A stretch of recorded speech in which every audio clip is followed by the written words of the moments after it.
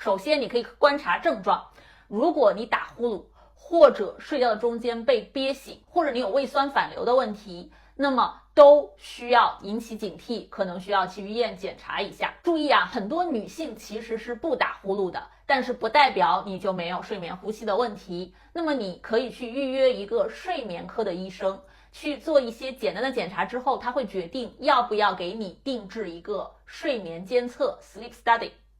你也可以去找你的家庭医生帮你转介。那现在 sleep study 分两种，一种是去一个医院的睡眠科，带着各种仪器呢睡一晚上，那个是最准确的一种测量。还有一种比较简单的方法，就是医院的睡眠科呢给你寄一个小仪器到家里，你在家里带着睡一晚上，那么照样也可以测出一个数值，一晚上你就是这个样子去睡觉。